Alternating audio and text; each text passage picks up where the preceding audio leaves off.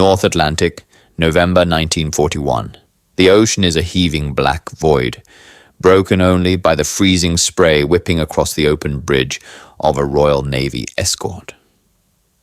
Beneath the hull, the ASDIC operator hears the sharp, metallic echo that every sailor dreads and prays for, a U-boat holding position directly below. The order is screamed over the gale. Depth charges roll off the stern rails, splashing into the wake. Seconds later, the surface erupts in white geysers of pulverized water, shaking the destroyer's steel frame. On deck, the crew grips the railings, waiting for the debris, the oil slick, or the roar of escaping air that signals a kill. But the sea remains empty. 350 feet down, the British charges detonate harmlessly. 200 feet below that, the German captain sits in comfortable silence, safe in the knowledge that his enemy's weapons are mechanically incapable of reaching him. The Royal Navy is fighting the Battle of the Atlantic with one hand tied behind its back by its own regulations, until one desperate unauthorized modification changes the physics of the war. By the winter of 1940, the Atlantic Ocean has ceased to be a shipping lane and has transformed into a graveyard. Great Britain is an island nation stripped of its continental allies, standing alone against a Europe dominated by Nazi Germany. The mathematics of survival are cold and unforgiving. The United Kingdom requires 1 million tons of imported material every week just to survive, including food, oil, aluminum, and steel. If that number drops, the factories stop, the Spitfires stay grounded, and the population starves. The only thing standing between Britain and capitulation is the merchant navy, a civilian fleet sailing in slow, ragged columns across 3,000 miles of hostile ocean. And waiting for them in the Black Pit, the mid-Atlantic gap beyond the reach of Allied air cover, is the most efficient predatory force in naval history, the U-boat arm of the Kriegsmarine. Under the command of Admiral Karl Dönitz, the German submarine force has abandoned the gentlemanly rules of World War I. They do not stop ships to check papers. They hunt in coordinated groups known as wolf packs. They shadow the convoys by day, tracking the smoke on the horizon, and attack at night on the surface, slashing through the columns of merchant ships like sharks in a herring school.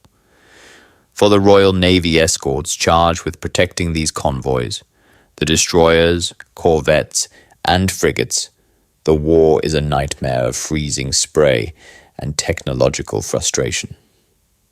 Their primary weapon for detecting the invisible enemy is ASDIC, an early form of sonar that sends a sonic ping through the water and listens for the echo bouncing off a steel hull. ASDIC is a miracle of 1920s engineering, but in the brutal reality of 1940, it is critically flawed. It gives the Escort a bearing and a range, but it struggles desperately to determine the third dimension, depth. When an Escort detects a U-boat, the standard procedure is aggressive and mathematical. The destroyer turns to ram or overrun the target's position. As the ship passes over the suspected location, the ASDIC loses contact, blinded by the ship's own noise and the angle of the sound beam. This is the dead time. In these blind seconds, the crew rolls heavy, oil drum-sized canisters off the stern rails. The depth charges. The theory is brutal simplicity. The canister sinks. A hydrostatic pistol inside the fuse measures the water pressure. When the pressure equals the preset depth, the pistol fires, detonating 300 pounds of Amatol high explosive. The shockwave moves through the water faster than the speed of sound. If the U-boat is within 20 feet, the hull buckles and implodes. If it is within 50 feet, the lights shatter, pipes burst, and men are thrown against steel bulkheads. But throughout the first happy time, the period where U-boat aces become national heroes in Germany, Royal Navy captains watch with growing horror as their attacks fail again and again. They see the water erupt. They feel the hammer blow of the explosions against their own hulls. But there is no wreckage, no oil.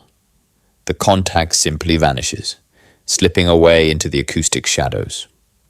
The problem is not a lack of courage or skill. It is a catastrophic failure of intelligence and engineering. British naval intelligence, relying on data from the previous war and theoretical calculations, has assured the fleet that the maximum safe diving depth of a German U-boat is roughly 350 to 400 feet. Beyond that, the experts claim the pressure hull will collapse. Consequently, the standard Mark VII depth charge is manufactured with a maximum depth setting of 350 feet. Some variants can be pushed to 500, but with unreliable results. The logic is circular and deadly. If the enemy cannot dive past 400 feet, there is no need to build a fuse that fires deeper. This assumption is lethally wrong. The new German Type VIIC U-boats are marvels of welded steel construction. While their manuals might list a safety limit of 100 meters, seasoned commanders know their boats can survive dives to 600, perhaps even 700 feet. When the destroyers charge in, the U-boat commanders do not panic. They simply order a crash dive, flooding their tanks and plummeting into the abyss. They settle into the crushing dark, far below the reach of the British weapons. They sit in the silence, listening to the Royal Navy turning the ocean's surface into froth hundreds of feet above their heads, untouchable and amused by the futility of the attack. The British escorts are dropping hammer blows on an empty anvil, and until they realize that their enemy is hiding in the basement of the ocean, the convoys will continue to burn. The failure of the Royal Navy to secure a kill is not visible from the mahogany desks of the Admiralty in London. From the perspective of the Bureau of Ordnance, the war is being fought with the correct tools, designed by the Empire's best engineers and manufactured to strict imperial standards. The weapon in question, the Mark VII depth charge, is a simple, brutal device. It is essentially a steel barrel filled with 290 pounds of TNT, or amatol. But the heart of the weapon is the fuse, the hydrostatic pistol. The pistol is a delicate mechanism of springs, valves, and primers. As the charge sinks, water enters the pistol through small inlet holes. The rising water pressure pushes against a diaphragm, compressing a heavy spring. When the pressure matches the setting dialed in by the gunnery crew, the spring releases the firing pin, striking the detonator. It is a mechanism that relies on precision. If the spring is too weak, the charge explodes too shallow, potentially blowing the stern off the dropping ship. If the spring is too stiff, or the inlet holes clog, the charge might never fire at all, sinking uselessly to the bottom of the Atlantic. Because of these dangers, the Admiralty's standing orders are absolute. Ordnance is not to be modified in the field. To a bureaucrat, this makes perfect sense. Standardization ensures safety. But to the captains of the escort groups, watching shipping tonnage disappear at a rate of 400,000 tons a month, this rigidity feels like a suicide pact. The discrepancy becomes a tragic mathematical gap. A standard depth charge sinks at roughly 10 feet per second. It takes over 30 seconds to reach its maximum setting. In those 30 seconds, a U-boat moving at 4 knots can travel 200 feet horizontally and dive another 100 feet vertically. The German commanders quickly realize that the British attack has a flaw. Once they pass the 100-meter mark on their depth gauges, the explosions above them change. They stop being hull-shattering cracks and become dull, rhythmic thuds. The British are effectively knocking on the door, but they cannot come inside. By 1941, reports begin trickling back to shore from frustrated escort commanders. They speak of perfect ASDIC contacts, perfect attack runs, and zero debris. They suggest, with increasing urgency, that the Germans are diving deeper than the 350-foot limit of the charges. The Admiralty's response is slow and skeptical. They cite pre-war structural tests. They argue that the pressure at 500 feet, over 220 pounds per square inch, would buckle the hull plates of a submarine. Therefore, deeper settings are unnecessary. Furthermore, producing a new deep-fire pistol would require retooling factories, changing assembly lines, and retraining crews. A logistical nightmare in the middle of a war for survival. So, the ban remains. The escorts are sent back out into the freezing Atlantic with weapons that work perfectly against an enemy that no longer exists. They are fighting a 1941 war with 1918 assumptions. But on the rolling decks of the destroyers and corvettes, desperation begins to overrule discipline.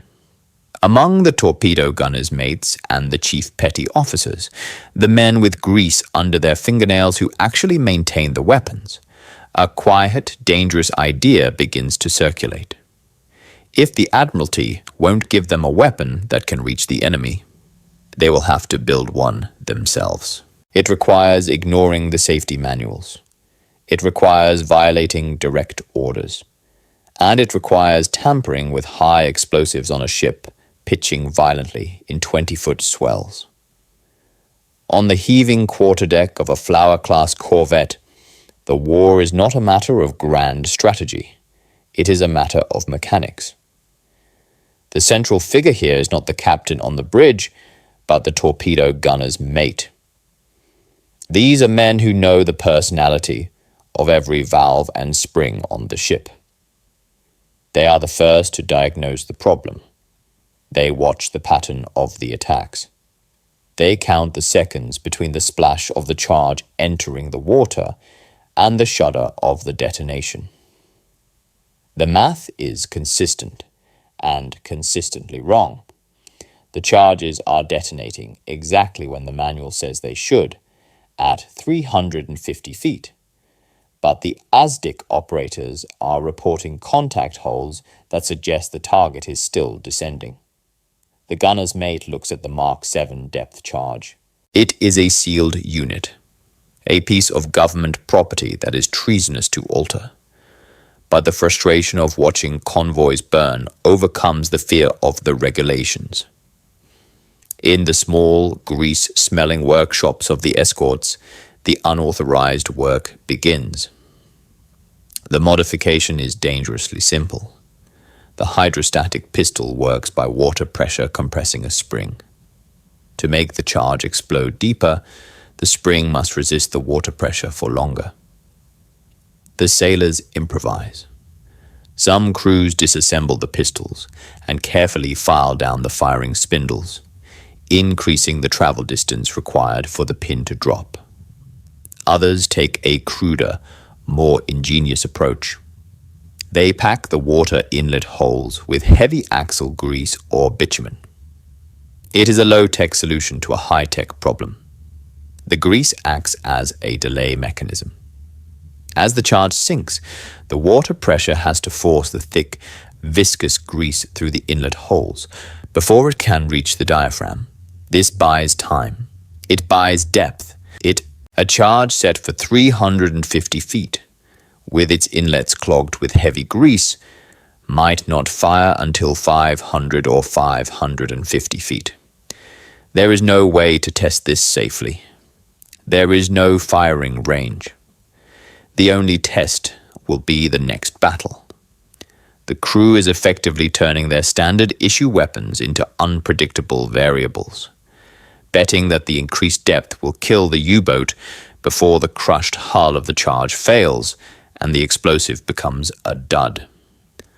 500 feet below the surface, the war is silent. Inside the Type VIIC U-boat, the air is foul, thick with the smell of diesel, sweat, and rotting food. The temperature drops as the hull conducts the freezing cold of the deep Atlantic. For the German crew, this depth is their armor. The safe depth is a psychological fortress. They can hear the propellers of the destroyers thrashing overhead, a sound like a buzzsaw cutting through steel. They hear the distinctive splash of a depth charge pattern entering the water.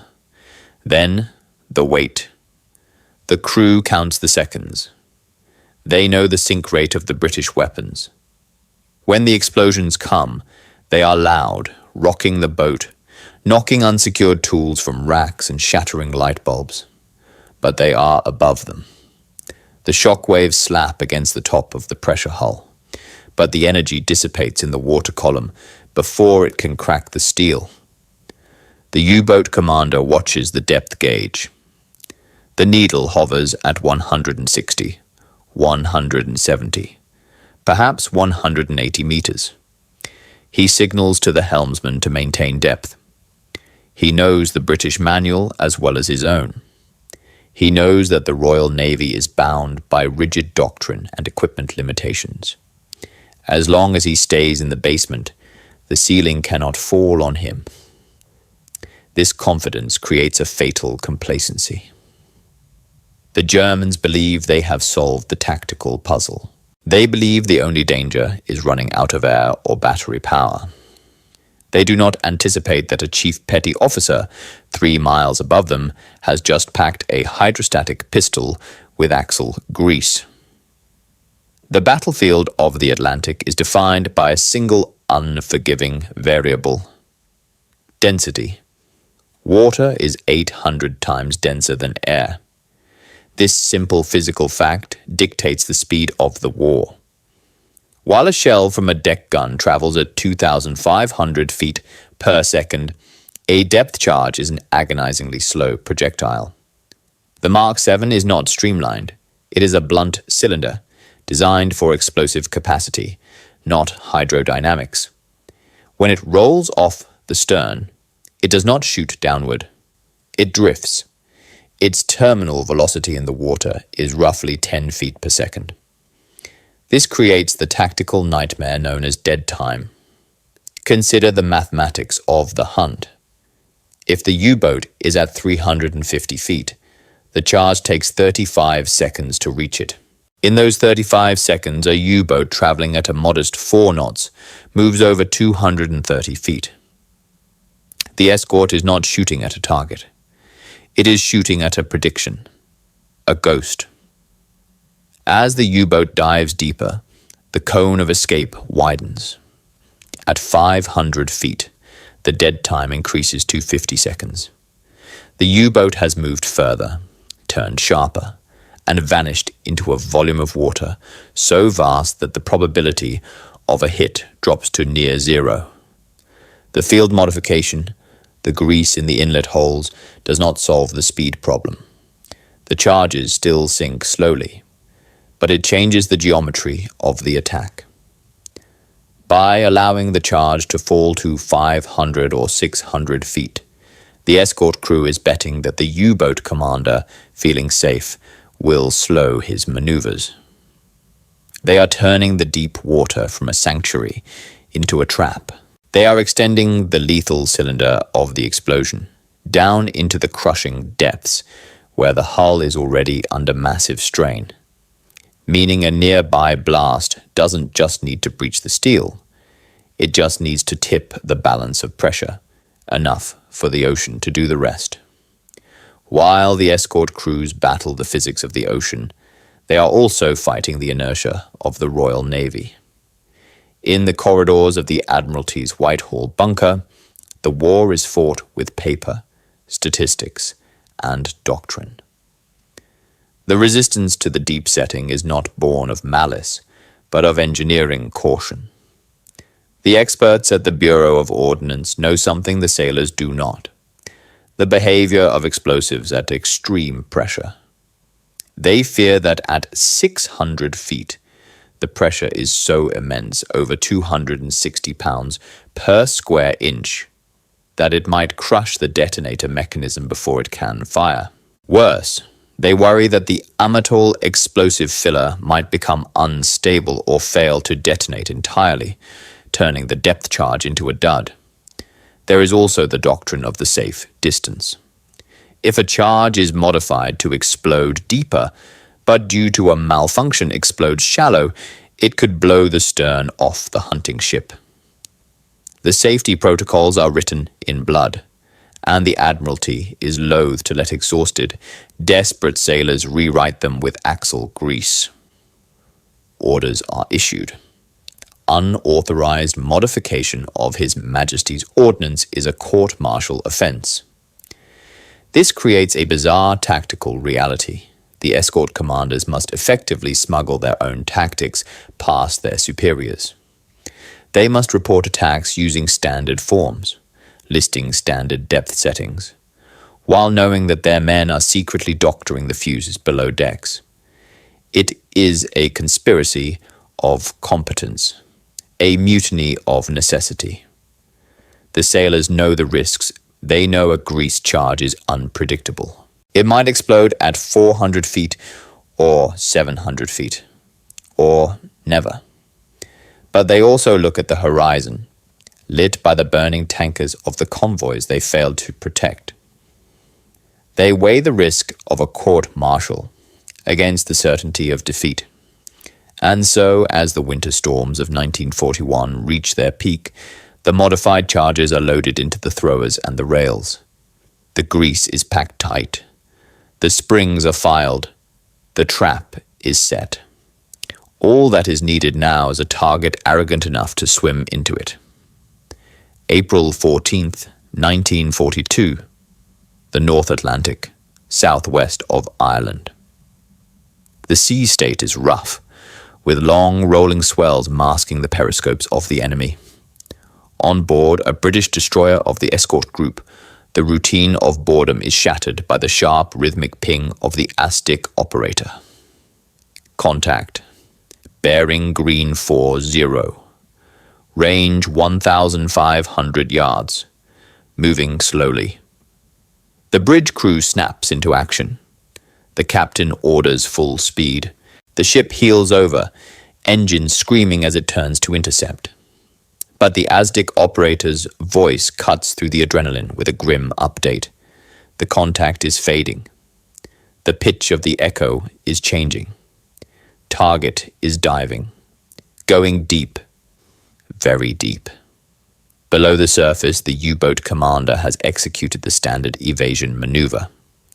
He has flooded his negative buoyancy tanks and put the planes down hard. He watches the depth gauge needle swing past 100 meters, 120, 150. He orders the boat to level off at 180 meters, nearly 600 feet. He shuts down the electric motors to silent running. He is now floating in the black abyss, well beyond the theoretical reach of the British Mark VII charges.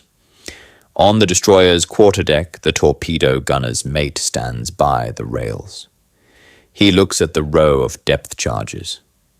Some are standard, but marked with chalk X's are the specials, the canisters with the modified pistols, their inlet holes packed tight with heavy grease, or their springs filed down. The captain on the bridge faces a choice. If he drops standard charges, he is wasting ammunition on a target he cannot reach. If he orders the specials, he risks the safety of his ship and the careers of his crew. But the memory of the burning tankers from the previous night's attack outweighs the regulations. He gives the order. Set pattern C.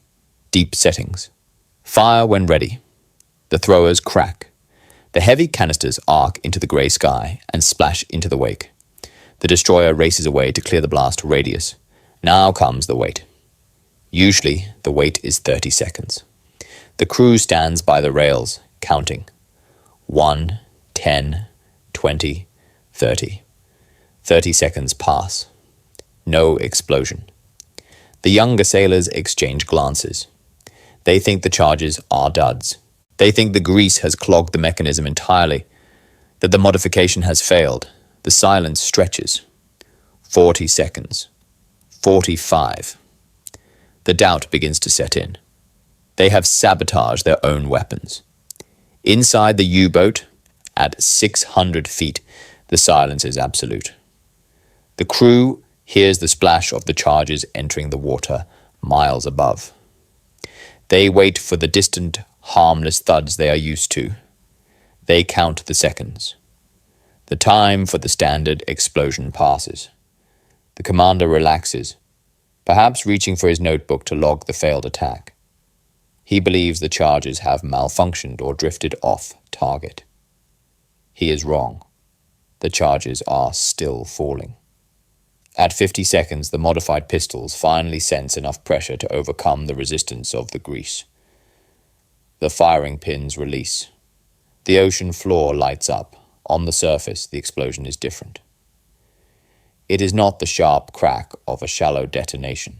It is a deep, guttural heave, a massive, muffled thud that feels like a hammer striking the keel of the ship. A dome of white water, far larger and slower than usual, lifts the ocean surface before collapsing in a boiling cauldron of foam. Below, the effect is catastrophic. The U-boat is not merely shaken, it is crushed. The explosion occurs at a depth where the pressure hull is already groaning under the weight of the ocean. The shock wave does not need to punch a hole. It simply adds the final straw to the pressure. The hull plates buckle instantly. Rivets shear off like bullets. The lights die. High-pressure water jets into the control room with the force of a water jet, cutter, slicing through flesh and equipment. There is no time for damage control. The boat's structural integrity vanishes in milliseconds. On the destroyer, the crew stares at the boiling patch of sea.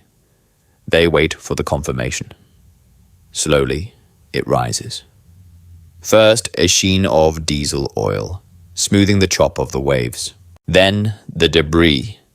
Shattered cork insulation, splintered wood from the interior decking, and German instruction manuals. The cheer that goes up from the deck is not just for the kill, it is for the validation. The forbidden modification works. They have reached the enemy in his sanctuary. The ghost has been turned into wreckage. The impact of the unauthorized deep-setting modification is immediate and brutal. Across the North Atlantic, the dynamic of the hunt changes overnight. Throughout the spring and early summer of 1942, the reports flowing back to German naval intelligence begin to show a terrifying anomaly. U-boats are disappearing in circumstances that defy the established tactical rules. Commanders who signal that they are diving to safe depths are never heard from again. The safe cellar of the Atlantic has suddenly become a tomb. For the German crews, the psychological effect is devastating. The confidence of the U-boat arm was built on the certainty of their technology. They believed that if they performed the drills correctly, they would survive. Now, they are being crushed in the dark without warning. The ocean, once their ally, has turned against them. Survivors plucked from the oil-slicked waters are shaken, telling interrogators that the charges followed them down all the way to the bottom. On the British side, the success of the rogue tactics forces the Admiralty's hand. The sheer volume of evidence becomes impossible to ignore. Captains are submitting combat reports detailing kills at 500 and 600 feet. The discrepancy between the official maximum setting of 350 feet and the depth of the kills is an open secret that can no longer be suppressed. One report from a convoy escort commander succinctly captures the shift. The enemy is no longer safe at any depth.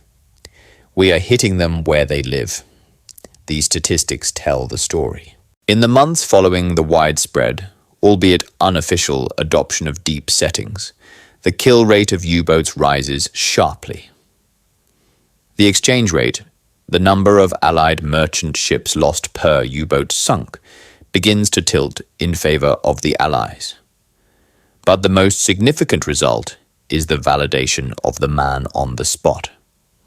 The petty officers and gunners who risked court-martial to tamper with the fuses are vindicated not by medals, but by the debris floating in the wake of the convoys. They proved that the doctrine was wrong and that the enemy was human, vulnerable, and reachable. However, the victory is not just tactical, it is a victory over the rigid mindset of pre-war planning. The Admiralty, faced with the undeniable success of the grease charges, finally moves to formalize the tactic.